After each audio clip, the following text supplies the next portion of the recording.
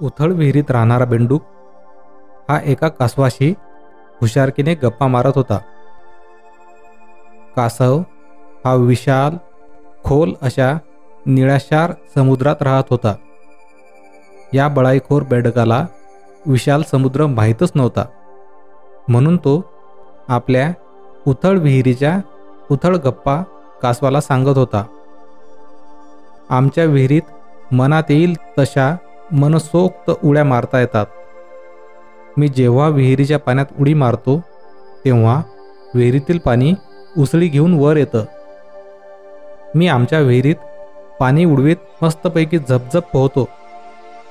विहिरीतल्या पाण्यात इतर कीटक, खेकडे, बेडूक, पिल्ले या विहिरीत राहतात, पण माझ्याशी त्यांची तुलना अगदी अशक्य आहे, कारण मी या विहिरीतला राजा आहे.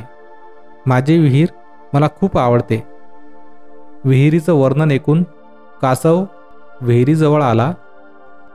विहिरीच्या पाण्याचा अंदाज घेण्यासाठी वाकून आत पाहिलं. कासव विहिरीत उतरलं, पण कासवाचे पाय चिखलात रुतून बसले. मूर्ख बेडकाच्या अज्ञानाची कासवाला कीव करावीशी वाटली. तो बेडकाला म्हणाला, अरे बेडूकराव, तू कधी विशाल आणि खोल समुद्र पाहिलेला दिसत नाही, म्हणून तू त्या गहिऱ्या समुद्राची कल्पनाच करू शकत नाही.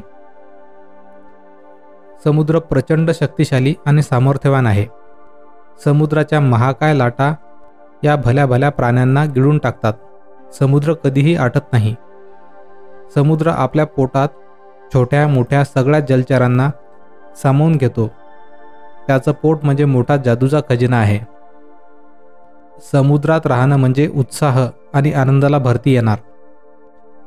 समुद्राचे हे वर्णन ऐकून बडाईखोर बेडकाला आपल्या उथळ विहिरीच्या उथळ दलदलीत जगणं कसं उथळ असतं हेच कळालं. Moral stories in Marathi for kids या पॉडकास्टचा हा एपिसोड जर आपल्यास आवडला असेल तर आपल्या मित्रपरिवारांना शेअर करून फॉलो करायला विसरू नका.